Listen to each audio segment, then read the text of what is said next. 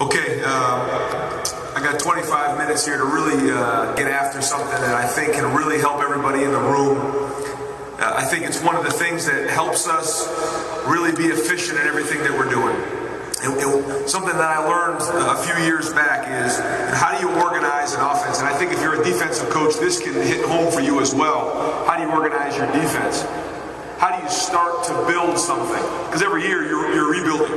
This is not the NFL where we get to draft different guys. We have a whole new group of people, just like we do.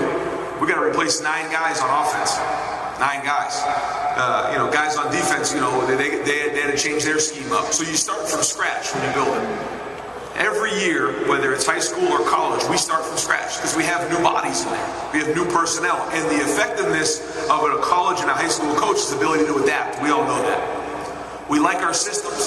We can change and adapt, though, based on who our personnel is. We'll talk about that in a second. So today's talk is all going to be about how do you organize an offense. And I think on defense you can learn that as well. But how do you work on a game plan? How do you put together a game plan where we can execute at a high level, but still be really organized and make it look different to the defense? So the first thing we ask ourselves is, who are we? And this is something we ask on a weekly basis, especially now in the spring. And the things that we look at is our personnel. When we say, who are we, we're really looking hard to find out who the guys are. Who's our quarterback? Who's our tight ends? Do we have, 2 running backs that we want to put in the game? Who are our best players? I've been around places where sometimes the best players on the team might be 3 really good wideouts, one of them standing next to the coach on the sideline. That's bad coaching. Sometimes there's 2 really good tight ends, one of them's not on the field. That's bad coaching. You need to find out who your best 11 are. Who are your best playmakers? Who are we going to be moving forward, and how do we put them in the best situation? The next thing is, what is our plan to win? So that comes down from the head coach. What is our plan to win? How do we win? At Ohio State, we play great defense. We don't turn the ball over. We score touchdowns in the red zone. We play great special teams. So does our offense complement the plan to win? We have to ask ourselves that. The next thing is, what is our program identity? Are we tough? Are we playing no huddle? Are we a smash mouth team? How does it fit the defense? And so these are all the things we have to continually ask ourselves as we're going and reassess constantly. Okay, so let's get into the nuts and bolts of it. So I believe in all my heart in bucket organization. So what that means is we have certain buckets on offense. They're concepts that our players will learn. And I think this is critical. When you walk into our offensive staff room, you'll see the magnets up on the board. And these are our plays. So the first thing we ask ourselves is, what kind of running team do we want to be? So let's just talk about the run to start with. And we do this as an offensive staff. What's the number 1 run? What are we going to do? And the first thing we say is we're going to be a zone team. Okay, write it up on the board. We're going to be a zone team. Good. What else? What other scheme do we want to do? Someone says we want to be a gap team. Okay, put that up on the board. And then now we go back through and we say, okay, in the zone, what zones do we want to run? Well, we want to run tight zone, okay? So our tight zone for us is a zone play where the tailback is aimed right for the crack of the center. We're going downhill right now. That's a scheme that our offensive line needs to learn, tight zone. The next one is mid zone. Now that's a play where the tailback is aiming for the inside leg of the guard. That's a little bit of a wider hitting play. So now the offensive line needs to know how to block mid zone. And then we have outside zone, where now we're trying to get the ball outside. Now the good news for all 3 of those concepts is for the linemen, they're all the same identification. We're always working on the same people, but the landmarks are different. So those all live in the same zone world right there. And then in gap, we want to have a power scheme, where we're pulling a guard and down blocking. And then we want to have a counter scheme. So right now, if I'm the offensive line coach, I know I got to learn tight zone, mid zone, outside zone. I got to teach power and counter. Those are the concepts I need to do. Now, we can fit in all the rest of it, but at the end of the day, this is what we have to get really good at. We'll complement that with the perimeter run game, which are some kind of auxiliary plays. We get the ball to the perimeter, speed sweep, things like this, that will complement these. So as we build our concepts, we put the magnets on the board, and now, for example, tight zone. We have, in this situation, 6 different tight zones. Raiders, where we're reading the backside end. Cowboys, where we're blocking the C-gap with the tight end. Buccaneer is where we're reading the end, but the tight end is going to block the D-gap overhang defender. So all three of those, there's something new going on for the backfield. We might be reading an end, or we might have a tight end blocking on the backside, but what's all in common? For the offensive line, it's tight zone. So it lives in that world right there of that bucket.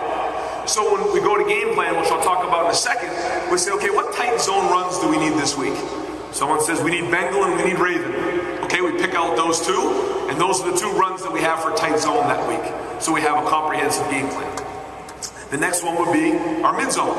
We have about 5 or 6 different mid zones. Which ones fit the team that we're playing this week? We call that and we go. Same thing with the outside zone. Then we have power, counter, and the perimeter runs.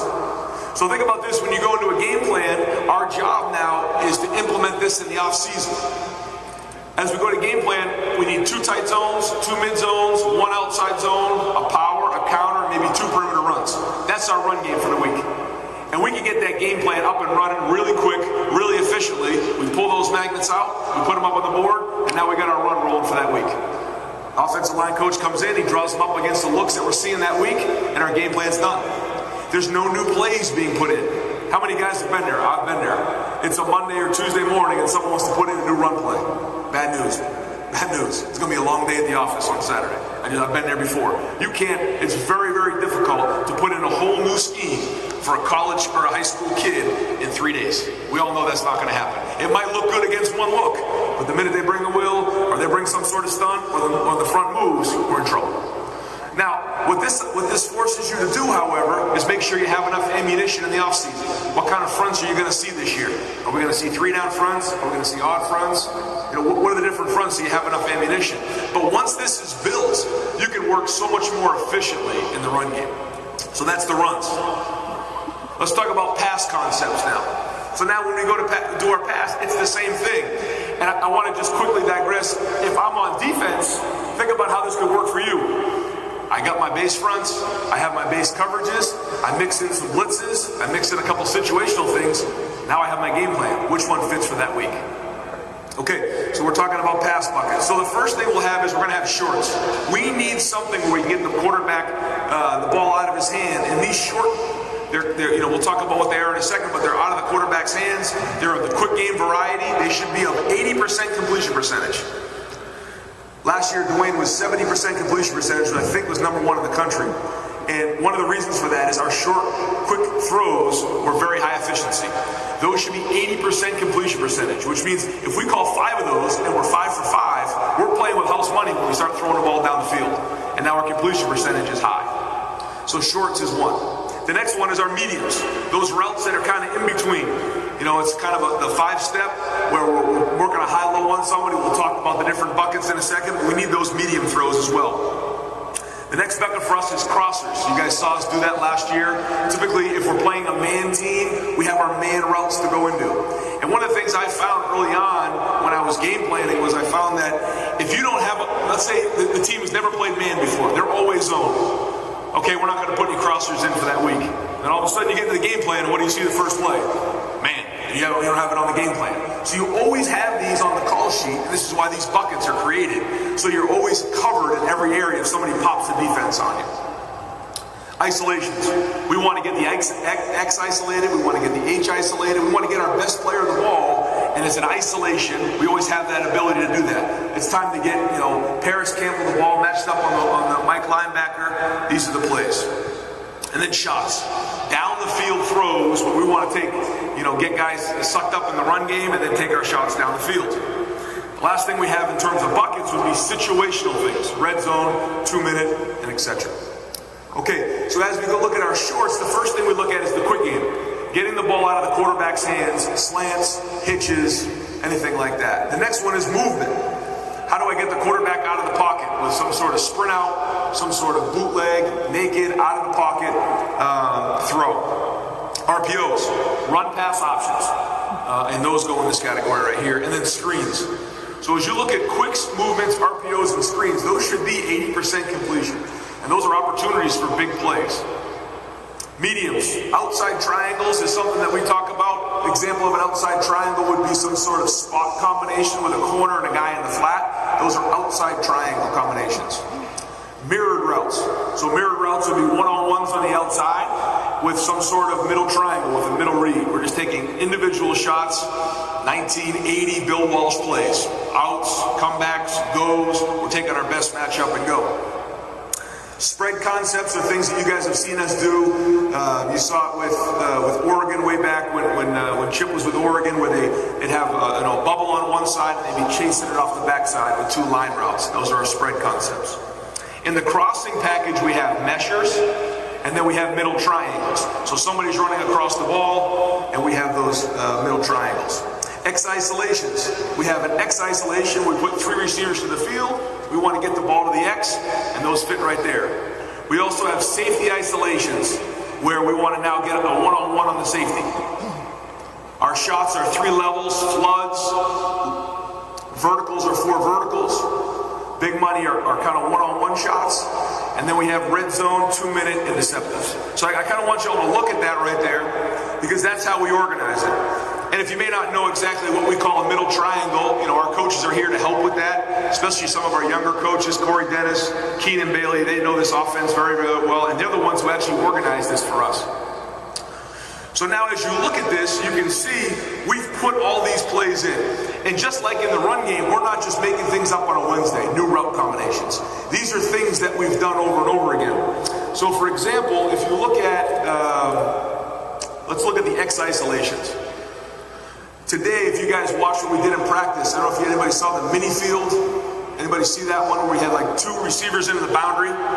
And then we switched up and put 3 receivers to the field. All we were doing in that drill was running through those X isolations. So you see stopper, outer, poster, curler, fader, racer. We're just rolling through that menu over and over and over again. So the quarterback knows it. And that's all we're repping.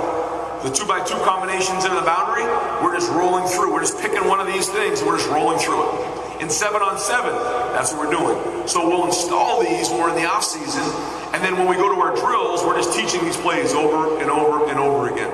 And so the challenge for our quarterbacks this spring was we had to get all of this in 15 practices, and it was a lot, but we got it in.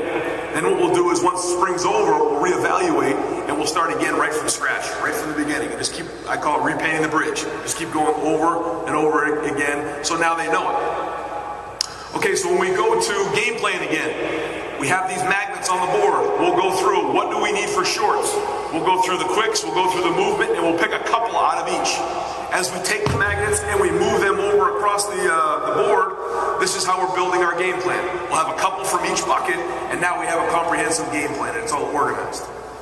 Before I had this, this was not organized like this. It was kind of, here's a couple passes, here's some things we know, where do we start, where do we go, and it was very disorganized. This has really helped us in our organization. So we obviously have to have our protections that match up with the pass game, so we'll have quick, drop back, play action, naked, and sprint out, full slide. Those are our pass protections. You're going to have that somewhere in your game plan. But as we look at the game plan, as we go up there, let's say we decide in the verticals right there, if you look at verticals down there on the right, someone says we need Rover. We need to play Rover. So what we do is we pick Rover, as you can see. Okay, now Rover comes up off the board, and now we take that play and we pull up all the different ways that we've run Rover. So this is just an example of all the ways that we run Rover. So every time we put in a play, we draw it up. And it really takes probably 45 seconds to a minute and a half to draw up a play on Visio. And if we run it in the 7-on-7, if we run the play in practice, if we run it in a game, we draw it up and we keep it organized. So I'll ask Keenan, I'll say, Keenan, pull up all the Rovers. So he pulls up all the Rovers. Now we probably have 12 different versions of this. But as we look at it, which of these routes fits that game plan? We'll pull it up. We've already practiced it. We know what it is. We'll pick 1 or 2 of these, and now we have a version of Rover. Or maybe we'll just pick 1 for that week. But it's already in the game plan. It's already done. We pull that sheet out. We literally copy and paste it onto the game plan for the passes, and now the guys have it and they're ready to roll. Okay. And the last thing I really want to hit on is how many plays do you need? So as I'm organizing this passing game and I'm organizing the run game, how many calls do we actually need on a daily basis? So this is something that you guys can feel free to take a picture of. It's something that we've studied over the last several years. And what it's allowed us to do is figure out if we had 85 plays per game, how many actual calls are we going to have during the game? So when you look at this sheet, it really helps us in game planning. Because sometimes you have too many calls on the call sheet, you don't know where to go. Sometimes you feel like you need more. So as you look at it, P and 10 is something where if it's first down and 10, which is the start of a series, you'll have 13 of those in a game. First and 10, you'll have 22. First and goal would be 3, and then second down would be 27. So when you're looking at your first and second down call sheet, you realize you really don't need that many calls. You really, if you're going to double call something, you probably don't need that many. When you look at the second downs, you don't have a lot of those. Then you look at third down. There's really only 14 calls, average, 14, 13 third downs in a game plan. So if you call something twice, how many third down calls do you really need? 5 or 6, based on your down and distance. Now the way we organize third and short is third and 1 to 2. Third and medium is 3 to 6. And then third and long is 7 to 10. Third and extra long is 11 plus. And if you have 4, and 2, again, you only need a few of those calls per situation. When you looked up and backed up, that will be inside your own 10-yard line. There's typically 2 of those per game. And now you get into the red zone. There's 14 calls in an average 85-play game. There's only 14 calls in a red zone. There's 6 in a high red, there's 5 in a low, and then there's 3 goal line. When you think about how many times you practice goal line, you realize there's only 3 a game. So you don't need that many calls. You probably, if you have 3 of them, you can call another one twice. The fringe zone, the 29, and then normal would be 40. So when you look at, again, how that works, you realize that you really don't need that many calls on your call sheet. So as I go back to the buckets, you realize if I have, and again, do you need this many? No. Maybe you say to yourself, I only need, in shorts, I only need quicks and screens. That's fine. Build your quicks and screens up and then figure out how you practice those on a daily basis so that the quarterback knows what's going on. I will say this, and I believe with it in all my heart, if the quarterback hasn't practiced a play over 100 times, you're not going to get the production that you want. You're not going to get the execution that you need. It needs to be done in the off season. It needs to be done in the summer. Even if he's running a concept on air without a defense, and we just put 2 receivers out there, we're running through those concepts over and over again, he's going to feel it, he's going to get good at it, and he's going to go. I would argue it's the same thing on defense. To put in a new blitz, put in a new coverage in 1 week is very, very difficult for a college or a high school athlete. So how do we build this as we move forward and then change up those looks? And we're creative with that. So again, when we look at Rover, these are all the different ways we've come up with those. We're not coming up with a new passing play. We're coming up with a new way to run Rover. Does that make sense? If we're not running a new run scheme, we're coming up with a new way to run power. And that's how we get creative. So it can be the same thing for the guys up front, the guys who are blocking it, and the same thing for the quarterback.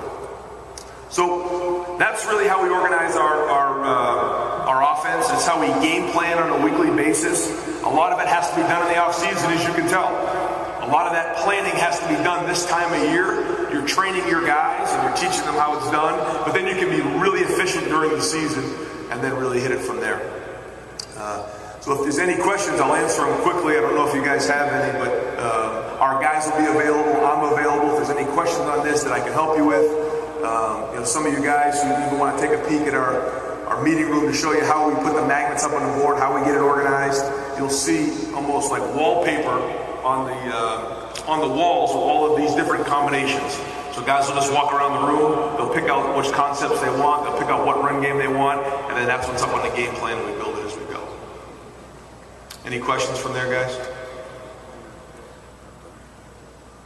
Yeah. Yeah, absolutely. So for protections, we have quick game, which is the ball comes out of his hand. We have drop back, which would be our 5 and 6 man protection. We have play action, and really we want to have a play action off of all of our runs. So all of the run buckets that you saw early on, they should have some sort of play action. If it's a run that doesn't have a play action, then it's not married up correctly. In a perfect world, you'd like to have a run, a play action, and then a screen off of that run as well. Then you have naked. Naked for us is anytime we're breaking contain and we're not handling the backside defensive end. A sprint out is full sprint out, we're breaking the pocket. And then full slide would be that the whole line is going to slide one way, and the tailback or tight end blocks off the backside in a full gap scheme. Any other questions?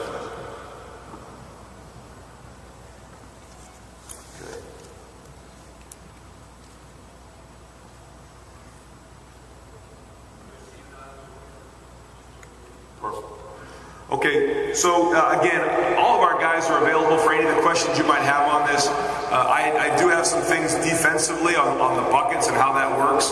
Would love to answer any questions you have, but really think that that's a great way to organize your offense. I'd like to introduce our next speaker. His name's Steve Adazio. He's the head coach at Boston College. He's a dear friend of mine.